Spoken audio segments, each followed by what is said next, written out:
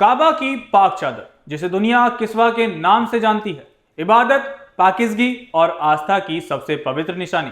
इसकी पवित्रता आप कुछ इस तरह से समझ सकते हैं जैसे हिंदुओं के लिए काशी को सबसे पवित्र स्थान माना जाता है, यहूदियों के लिए टेम्पल माउंट, वैसे ही मुसलमानों के लिए काबा।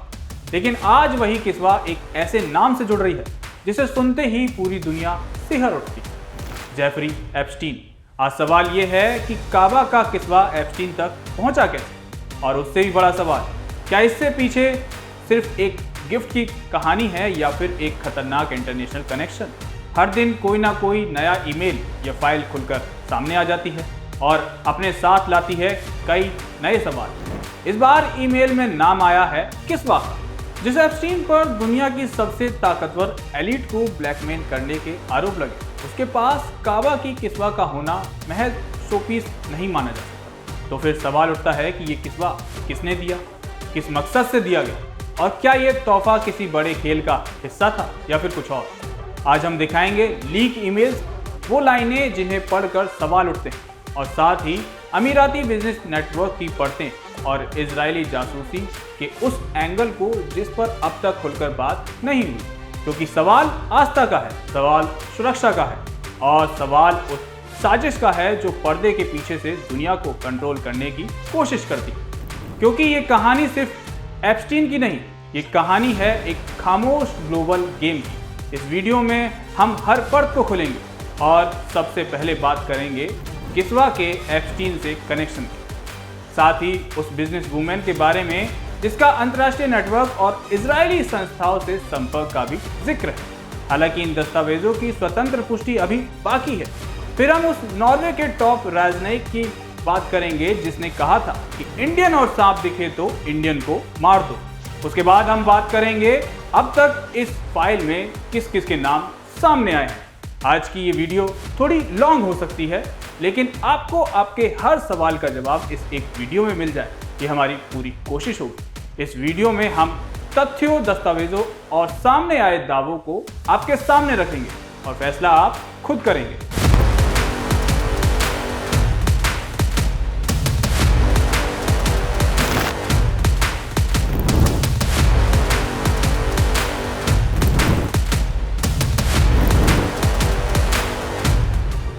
वीडियो की शुरुआत करते हैं उन लीक हुए ईमेल से जिनके बाद ये सवाल उठने लगे हैं कि क्या धर्म का इस्तेमाल दुनिया के सबसे खतरनाक खेल में किया गया, जिसके सामने आते ही खलबली मच गई है। दरअसल मक्का के काबा का वो पवित्र कपड़ा जिसे 1 करोड़ मुसलमानों ने छुआ था, उसके साथ जो हुआ वो पूरी दुनिया के मुसलमानों को हिलाकर रख देगा। मीडिया रिपोर्ट के मुताबिक एक बड़ा खुलासा हुआ है कि 2017 में मक्का स्थित काबा से जुड़े पवित्र कपड़े के 3 टुकड़ों को अमेरिका भेज दिया गया। पवित्र कपड़ों की ये खेप अमेरिकी यौन अपराधी जेफरी एप्स्टीन के फ्लोरिडा स्थित घर तक पहुंचाई गई। जानकारी के लिए बता दें कि जेफरी एप्स्टीन न्यूयॉर्क का करोड़पति फाइनेंसर था। उसकी बड़ी बड़ी नेताओं और सेलिब्रिटीज से दोस्ती थी।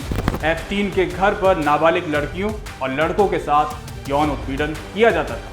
अमेरिकी न्याय विभाग ने 30 जनवरी को जेफरी एप्स्टीन जांच से जुड़े करीब 30 लाख पन्नों के दस्तावेज, 2000 वीडियो और 1.8 लाख तस्वीरें सार्वजनिक की। मीडिया रिपोर्ट्स के मुताबिक इन्हीं दस्तावेजों में काबा के पवित्र कपड़े के बारे में होश उड़ा देने वाली जानकारी दी गई। दस्तावेजों के मुताबिक फरवरी और मार्च 2017 में काबा से जुड़े पवित्र कपड़े की शिपमेंट संयुक्त अरब अमीरात यानी यूएई से जुड़ी एक बिजनेस वुमेन अजीजा अल अहमदी ने सऊदी अरब के एक व्यक्ति अब्दुल्ला अल मारी के साथ मिलकर अमेरिका पहुंचाई थी। अजीजा अल अहमदी ने एप्स्टीन को ईमेल लिखते हुए इस धार्मिक कपड़े के महत्व पर जोर दिया। उसने लिखा कि इस काले कपड़े को कम से कम 1 करोड़ मुसलमानों ने छुआ है।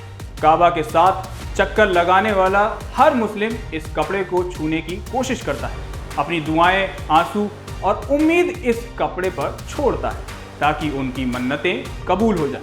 रिपोर्ट के मुताबिक अजीजा ने एप्स्टीन के लिए किस्बा के 3 टुकड़े मंगवाए थे। इस ईमेल में बताया गया है कि तीनों टुकड़े किस्वा से जुड़े हैं। ईमेल्स के अनुसार इन पवित्र कपड़ों को सऊदी अरब से ब्रिटिश एयरवेज के जरिए एयर फ्रंट के तौर पर फ्लोरिडा भेजा गया था। इस पूरी प्रोसेस में इनवॉइस और कस्टम के इंतजाम भी किए गए थे। रिपोर्ट में बताया गया है कि भेजे गए 3 टुकड़ों में से एक टुकड़ा काबा के अंदर का था, दूसरा टुकड़ा बाहर कवर का था जिसे इस्तेमाल किया जा चुका था, तीसरा टुकड़ा उसी मटेरियल से बना था लेकिन इस्तेमाल नहीं हुआ था। तो चलिए अब थोड़ा किस्वा के बारे में भी जान लेते हैं। तो आपको बता दें कि किस्वा काला रंग का सुनहरी कढ़ाई वाला कपड़ा होता है जो काबा को ढकता है। इस्लाम में इसे बहुत पवित्र माना जाता है। हज के दौरान करोड़ों मुस्लिम इसे छूते हैं। ये कपड़ा शुद्ध रेशम से बना होता है जिसे काला रंग दिया जाता है। सोने और चांदी के धागों से इस काले कपड़े का कुरान की आयतों की कढ़ाई की जाती है, लेकिन इस पवित्र कपड़े का जेफरी एप्स्टीन तक पहुंचाना करोड़ों मुसलमानों को पीड़ा पहुंचा रहा है। तो वहीं दस्तावेजों के अनुसार अजीज़ा और एप्स्टीन के बीच गहरी जान पहचान थी। जब सितंबर 2017 में इरमा तूफान ने एप्स्टीन के प्राइवेट आइलैंड को तबाह कर दिया, तब अजीज़ा ने उसकी खैरियत पूछने के लिए कई मैसेज किए। एप्स्टीन की सेक्रेटरी लेस्ली ग्रोफ ने जवाब दिया कि सब ठीक है लेकिन काफ़ी नुकसान हुआ है। इस पर अजीज़ा ने नया टेंट भेजने का वादा भी किया था। एक जगह यह भी जिक्र है कि एप्स्टीन की असिस्टेंट ने अजीज़ा को एक डीएनए टेस्टिंग किट भेजी थी, हालांकि इसका मकसद साफ नहीं है। अब सवाल आता है कि ये अजीज़ा अल अहमदी कौन है। तो आपको बता दें कि वैश्विक बिजनेस डेटा प्लेटफॉर्म और कॉर्पोरेट रिकॉर्ड्स के अनुसार अजीज़ा अल अहमदी एक गेमिंग कंपनी की फाउंडर और सीईओ है। इनकी कंपनी मोबाइल और डिजिटल गेमिंग सेक्टर में काम करती है। फोर्ब्स या ब्लूमबर्ग जैसे बड़े मीडिया हाउस में इनका ज़्यादा जिक्र नहीं, लेकिन कॉर्पोरेट फाइल्स में इनका नाम एक उभरती हुई बिजनेस वुमेन के तौर पर दर्ज है। गौरतलब है कि इन फाइलों में खुलने के बाद एक कनेक्शन इजराइल का भी सामने आ रहा है। फाइलों में शामिल एक FBI मेमो में एक और बड़ा दावा किया गया। मेमो के अनुसार एप्स्टीन अमेरिका और इजराइल की इंटेलिजेंस एजेंसियों के लिए काम करता था। इसमें बताया गया है कि एप्स्टीन इजराइल के पूर्व प्रधानमंत्री एहुद बाराक के बहुत करीबी था और उनसे उनके अंडर एक जासूस के तौर पर ट्रेनिंग ली थी। वैसे आपको बता दें कि एप्स्टीन फाइल्स में एक खुलासा ये भी हुआ है कि नॉर्वे का एक डिप्लोमेट भारत के हर व्यक्ति को मारना चाहता था। वो भारत के लोगों से नफरत करता था। नॉर्वे के इस डिप्लोमेट ने भारतीय लोगों के बारे में जो कहा था उसे सुनकर आपका भी खून खौल जाएगा। एप्स्टीन को भेजे गए एक मेल में नॉर्वे के डिप्लोमेट टर्जे रोड लार्सन ने भारतीय लोगों के बारे में आपत्तिजनक टिप्पणी की। इस डिप्लोमेट ने कहा कि आपको जहां भी भारत का कोई व्यक्ति मिले उसे मार देना चाहिए। इस ईमेल के सार्वजनिक होने के बाद भारत के लोगों का गुस्सा नॉर्वे के इस डिप्लोमेट पर टूट पड़ा है। लिहाजा ये तो हो गई उन ईमेल्स और इजराइल के साथ साथ नॉर्वे के डिप्लोमेट की बात। अब सवाल आता है कि जेफरी एप्स्टीन कौन था। तो इसको जानने के लिए चलिए खंगालते हैं उन इतिहास के पन्नों को जो कहीं धूल में छुपे हुए, और फिर आपको बताएंगे एप्स्टीन फाइल में आए उन नामों के बारे में। आपको बता दें कि जेफरी एप्स्टीन की पहचान एक फाइनेंसर के रूप में थी जो अपने हाई प्रोफाइल इंटरनेशनल संबंधों के लिए जाना जाता था। जेफरी के खिलाफ 2005 में सबसे पहले जांच शुरू हुई जब एक नाबालिग लड़के के परिवार ने आरोप लगाया कि एप्स्टीन के घर में उसका यौन उत्पीड़न हुआ। 2006 में अधिकारियों ने एप्स्टीन पर नाबालिग के साथ गैरकानूनी यौन संबंध के आरोप लगाए। साल 2008 में एप्स्टीन ने यौन अपराध में शामिल होने के मामले में जुर्म कबूल किया। एप्स्टीन को 18 महीने की सजा सुनाई गई, लेकिन साल 2009 में उसे रिहा कर दिया गया। इसके बाद अगले 10 साल तक कई पीड़िताएं सामने आईं और उन्होंने एप्स्टीन के खिलाफ मुकदमे दायर किए। साल 2019 में एप्स्टीन को सेक्स ट्रैफिकिंग के आरोप में गिरफ्तार कर लिया। उसी साल अगस्त में एप्स्टीन को न्यूयॉर्क की संघीय जेल में संदिग्ध हालत में मृत पाया। अधिकारियों ने उसे मौत को आत्महत्या बताया, लेकिन अपनी मौत के बाद भी एप्स्टीन बहुत से सवाल छोड़े और आज जेफरी एप्स्टीन की फाइलों ने पूरी दुनिया में हलचल मचा दी। इनमें शायद ही दुनिया का कोई बड़ा नाम ऐसा होगा जो इसमें शामिल ना हो।